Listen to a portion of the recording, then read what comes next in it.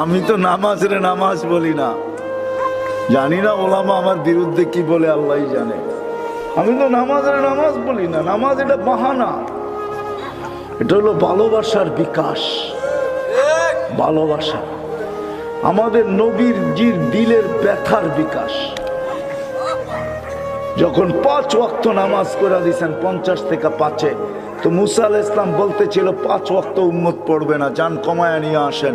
আমি 2 ওয়াক্ত পড়াইতে পারি না, আপনি 5 ওয়াক্ত কোত্থেকে পড়াবেন?